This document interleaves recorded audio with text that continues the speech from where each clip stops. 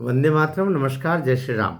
महाराष्ट्र में खेल होते ही रहते हैं और इस बार तो जो खेल हुआ है वो सचमुच बड़ा खेल हो गया है कि एक तरफ शरद पवार है। अजीत पवार तो रहे नहीं। शरद पवार के मन में जो होगा वो दिल के अरमा आंसुओं में बह गई जैसी अवस्था है। और इधर प्रफुल्ल पटेल और उनके साथ में जो तीन बंधु और एनसीपी के रहे हैं, भुजबल वगैरह वगैरह, उन्होंने जो खेल कर दिया, उस खेल ने शरद पवार के जो मन में लड्डू फूट रहे थे उनका शमन हो गया।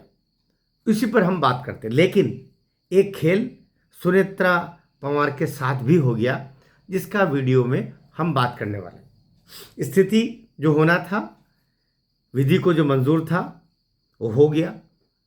मैं कहूँ कि जो शायद शरद पवार को मंजूर था वो हो गया। तो आप कहेंगे कि आप ऐसा क्यों कह रहे हैं? बार बार मन डोलता है इधर उधर।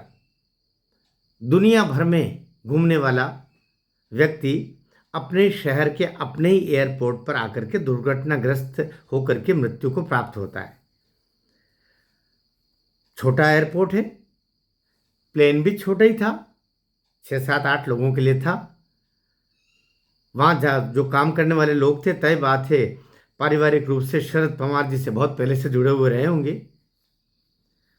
आखिर में प्लेन किस तरीके से खेत में चला जाता है, प्लेन कहाँ से चलता है, इसकी जांच सब चाहे तो हो, लेकिन एकमात्र शरद पवार थे जिन्होंने कहा इसकी जांच की जरूरत नहीं, वो एक दुर्घटना थी और हो गया और वो मर गया तो मर गया।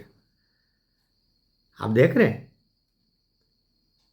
सुनेत्रा पवार से लेकर के सारे लोग जो आंसुओं में डूबे हुए थे, वे तो कुछ बोलने की अवस्था में नहीं थे।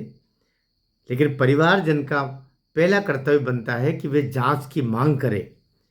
यहाँ परिवार का मुखिया जो प्रतिद्वंदी बन करके और अगले को नचा रहा था खिलौने की तरह, वो खिलौना जब टूट गया तो क्यों खिलौना वह टूट गया उसकी जांच कराने को भी तैयार नहीं। ये बात शायद बताई गई होगी सुनेत्रा पवार को, प्रफुल्ल पटेल, छगन भुजबल वगैरह, साथ में एक दो लोग और भी, कि भाभी ये अब जिस तरीके से जोर शोर से उठा रहे हैं कि एनसीपी के साथ में मर्ज हो जाएगी एनसीपी शरद भी, लेकिन ये एनसीपी मर्ज करना भी एक षड्यंत्र हो जाएगा, क्योंकि पार्टी पर कब्जा सर्वे सर्वा या मुखिया होने के नाते या परिवार के मुखिया होने के नाते शरद पवार कर लेंगे और कालांतर में वो अध्यक्ष के रूप में अपनी बेटी को बना देंगे। ये बात यही बात लगी होगी सुनेत्रा पवार को कि उन्होंने ताबड़तोड़ उप मुख्यमंत्री पद की शपथ ले ली। यद्यपि वो भी क्या उसमें राज्यसभा सदस्य, उनको वहाँ से त्यागपत्र भी देना पड़ेगा। इधर जो लड़का है पार्थ, वो तो पहले से ही मंत्री है महाराष्ट्र कैबिनेट में, तो वो तो ठीक ही रहेगा। एक और लड़का जो है जय, वो तो राजनीति में है ही नहीं। तो यहाँ खेल होगा। खेल कैसे हुआ? खेल ये कि अब शरद पवार के हाथ से सुनेत्रा पवार पूरी तरह निकल गई। यहाँ तक तो ठीक है, निकल गई भाई। उसे समझ में आया कि मेरे को जो करना है तो करना है। अब चूंकि बेटा पार्थ पवार पहले से ही राजनीति में, महाराष्ट्र की राजनीति में भी है और वो मंत्री भी है, तो अब वो बेटे के इशारे पर चलेगी, न कि अपने परिवार के तथाकथित मुखिया काका ससुर के इशारे पर, अर्थात 88 वर्षीय शरद पवार के इशारे पर, और न ही उनकी बेटी की बात वो मानने वाली है। तो शरद पवार के मन में जो जितने लड्डू फूट रहे थे वो तो वहीं के वहीं लड्डू फूटा के खत्म हो गया, फेंकना पड़े उनको, लड्डू खराब हो गए। लेकिन सुनेत्रा पवार के ऊपर एक थोड़ा सा लोकमत जो होता है वो लगा कि पति के मृत्यु के 3 दिन में ही आपने कुर्सी पर बैठना स्वीकार कर लिया।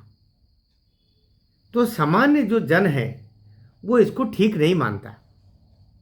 सुनेत्रा पवार को एक नैतिक रूप से इसको कहीं न कहीं लोगों में उनकी छवि खराब हुई होगी, लेकिन लोगों ने समझाया होगा कि आपके हाथ से तो ये उप मुख्यमंत्री का पद भी चला जाएगा और ये जो घूंसट है ये सब सब सब गड़बड़ कर देगा, और हो सकता है आपके जितने विधायक हैं इनको भी अपने साथ मिला ले, क्योंकि शरद पवार तो कुछ भी कर सकते हैं।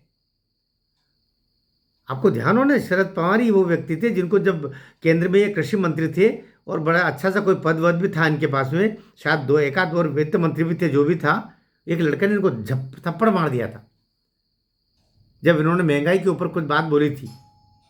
तो अभी कुछ भी हो सकता है। यह आदमी किसी का नहीं है, अपनी बेटी का है, लेकिन दो दो बार अपने भतीजे को इनको छोड़ के जाना पड़ा, लेकिन भतीजा भावुक था, बार बार आता गया, और तीसरी बार भी वो उनके साथ जाने के मूड में कुछ था।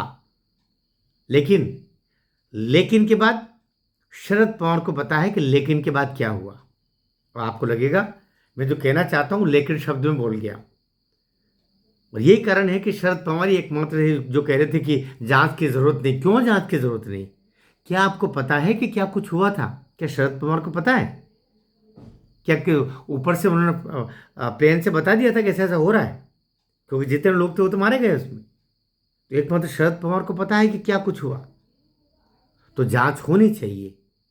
शरद पवार जो जांच नहीं होने दे रहे हैं, इसकी जांच होनी चाहिए कि शरद पवार मना क्यों कर रहे हैं। जांच का दायरा शरद पवार की गर्दन तक जाना चाहिए। आम जनता ये चाहती है। और सुनेत्रा पवार को जो ताबड़तोड़ उन्होंने शपथ ली, ये कहीं न कहीं लोक मत इसको ठीक नहीं मान रहा है। लेकिन अब जो होना है वो इधर भी हो गया, उधर भी हो गया। आपका इस संदर्भ में कि सुनेत्रा पवार ने जो जल्दी शपथ ले ली, अपने पति के 13 दिन भी नहीं निकलने दिए मृत्यु के, ये ठीक किया कि नहीं किया? और उधर जांच का दायरा क्या शरद पवार तक जाना चाहिए? इन दोनों में अपनी टिप्पणी नीचे अवश्य लिखिएगा। भारत माता की जय।